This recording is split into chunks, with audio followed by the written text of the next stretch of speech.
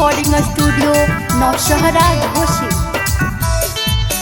तोरे चलते कैलिया हम गाँव घर में लड़ाई, आज चलल जाही तू हमारा फसाई।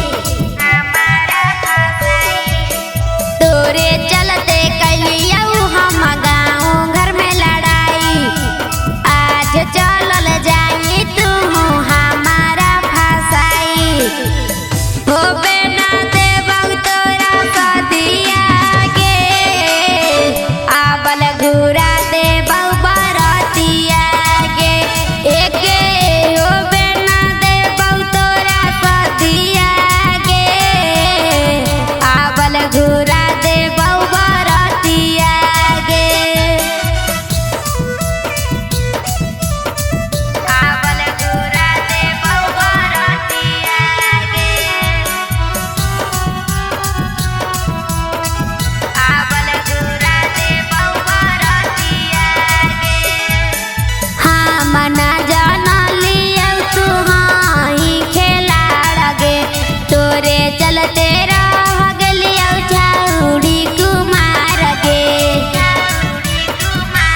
एगे हम ना जानलियौ तू हाही खेलाड़ गे, तोरे चलते रह गेलियौ छौड़ी कुमार गे। तोरे चलते कैलियौ हम गाँव घर में लड़ाई, आज चलल जाही तू हमारा फसाई। तोरे चलते कैलियौ हम गाँव घर में लड़ाई, आज चलल जाही तू हमारा फसाई। दिलवा पर लागल है कौ चोटावा गे, केतनो लिखा ले तोरी पोटावा गे। एगे दिलवा पर लागल है कौ चोटावा गे, केतनो लिखा ले तोरी पोटावा गे। केतनो लिखा ले तोरी पोटावा गे, केतनो लिखा ले तोरी पोटावा गे।